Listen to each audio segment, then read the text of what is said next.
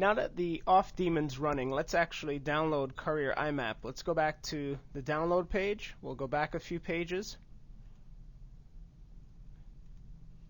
And it'll also refer us to a mirror. Now here's the link for Courier IMAP. Again, the IMAP package contains POP3 support. So simply grab the IMAP package and you'll be okay. You'll find that with other IMAP servers, the POP3 and IMAP packages tend to be distributed as one and the same, with IMAP of course being the preferred protocol since it keeps the messages on the server. But POP3 is supported since most, if not all, internet email clients support POP3 as a mail retrieval protocol. We're waiting for the pop-up to allow us to download Courier IMAP, and we'll proceed with compilation once we have been granted access. And here's the pop-up. We'll save it to our home directory. Again, similar to the Courier authentication library daemon, you should compile the Courier IMAP package as a non-root user. So we're going to exit the context of root. We'll then navigate to our home directory, and the file that's currently being saved with the .part extension will be stripped of the .part extension to allow us to extract its contents once it reaches 100%.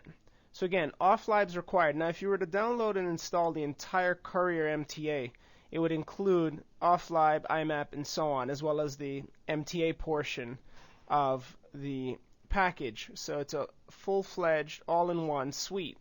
But again, the components are designed in such a way so that you can use components of Courier along with other MTAs. And the rationale is that postfix and sendmail are more well deployed, and qmail are more well deployed than Courier MTA. So Courier is designed in a way for you to plug in, play with the different components. Great. Now let's relist the directory. The download's complete. There it is. Let's tar xjvf Courier IMAP to explode the contents of the IMAP package, which includes many C files. We'll now navigate into Courier IMAP. This is the current revision that we've downloaded. And similar to the authentication library directory, we have a structure which allows us to execute configure, make, and so on. Let's execute configure. Now configure, of course, accepts many key value pairs, such as the location or the particular facility to use for syslog, the location of any libraries, and so on. It's entirely up to you how you'd like to configure it. In addition, if you'd like to build in SSL support, ensure that you have the SSL packages installed on your system. So let's do an RPM query all grep SSL, and just be sure that you have the development package installed on your system. We do, so there won't be a problem authenticating using either IMAP secure and or POP3 secure. Let's execute configure. Again, just check or consult the documentation, the install file, or its HTML counterpart to see which options suit your particular environment. The defaults are generally fine on a clean system such as ours in terms of the placement of the binaries and configuration files. We'll show you shortly, after the process is complete, where Courier stores the IMAP and POP3 related binaries and configuration files. It's done well, it's contained within a clean structure, and it's easy to follow, and not to mention easy to back up and easy to upgrade. So it's well thought out, well distributed, well designed. Again, Courier MTA isn't included, or Courier IMAP and Courier AuthLib packages are not included with SUSE Enterprise. However, you'll find Courier with SUSE Professional, so you can follow along with SUSE Professional and install using the RPM method, or just compile if you have the C++ as well as C compilers installed on your system. Again, this part of the process takes a while, so we just have to wait it out. The faster your system, the faster this particular portion is likely to execute. And this package provides the IMAP and POP3 protocol support in both clear text and encrypted modes. So again, keep that in mind that both packages are separate. You need to separate the authentication library from the actual package responsible for mail retrieval. And Courier IMAP is a mail dir based IMAP retrieval package. It doesn't work with the mbox format, which is typical to other MTAs or defaults for other MTAs such as sendmail and even postfix. If you recall, the initial deployment of postfix routed messages to mbox format, to the traditional var spool directory, the var spool mail directory. What will happen in this model is that the courier imap package will query the local user's mail directory. And as you can see, we have a mail directory. It'll query this directory and it'll allow the user to retrieve the messages directly from the user's home directory, providing that the user has authenticated, which is the job of the authentication library to resolve. Again, a PSAX grep of the auth-lib shows that multiple instances of the auth daemon is currently running, and courier ships with some other packages such as the courier logger, which is responsible for logging any requests into the auth daemon and or into the imap package, which will be running. Now, just a quick note about the default syslog facility, which may or may not be suitable for your environment. Without specifying so on the command line, we're going to execute make here. Without specifying the key value pairs for syslog on the command line during the configure process, the default facility for, or that will be used by the courier imap package, is the mail facility, and as a result, messages will be routed into your main mail file. That may or may not be desired. If it's not desired, simply use the with syslog option. It's a common option. Simply use with syslog and use one of the other facilities such as local 1 or user or any other free facility on your system.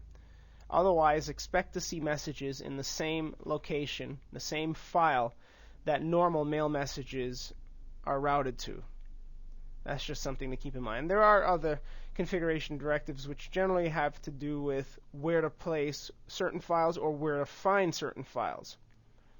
Now, the neat thing about the separation of the authentication library from the actual daemon responsible for handling imap as well as POP3 requests is that you can change components without interact or interfering with other components. So you can change one component without interrupting the other. Super. The make process has been run.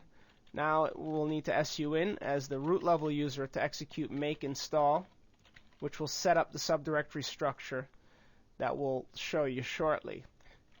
After running make install, it's required, if it's a first-time installation, to also execute a make install configure like we ran for the auth daemon, the authentication library.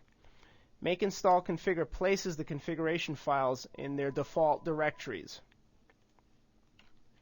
Let's navigate to the directory where courier places the files, and its default is in user lib courier imap.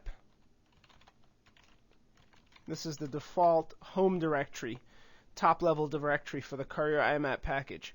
It contains subdirectories including bin for binary. Let's list bin, and you'll see binaries in here including POP3 daemon, imap daemon, and so on.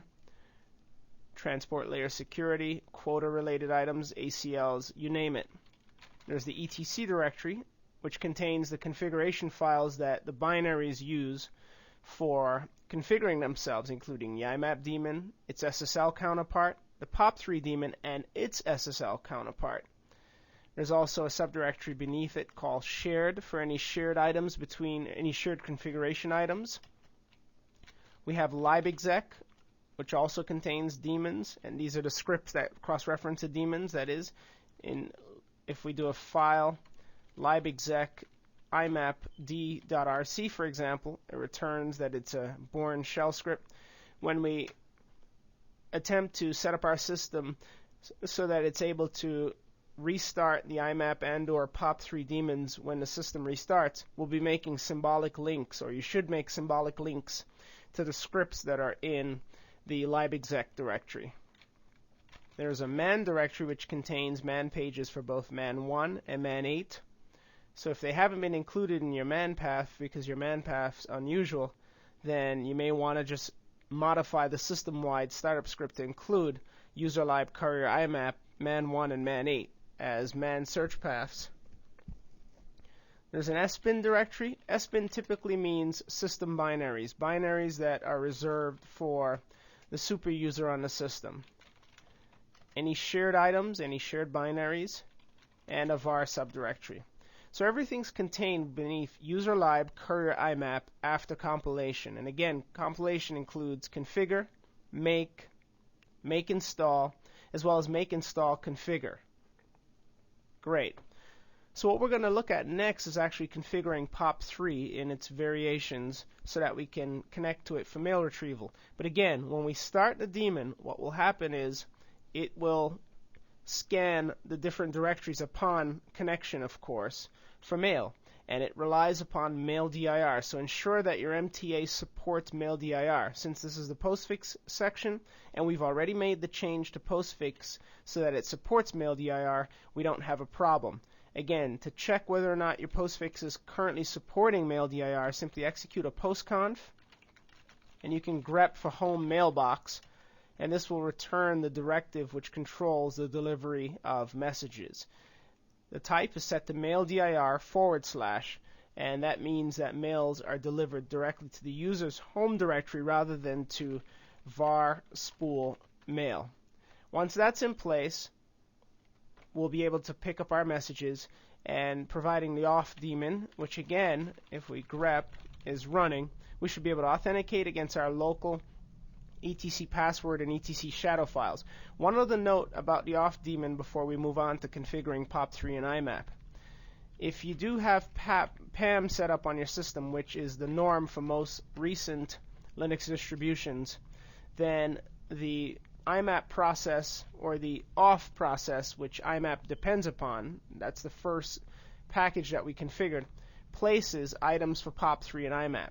So it places, for example, the imap file as well as the POP3 file, which contains PAM directives for authentication. So when PAM receives, or when the system receives a request on the imap secure POP3 or POP3 secure ports, it forwards it off to the auth daemon, which consults PAM as well as consulting the default etc password and etc shadow files for resolution of the user.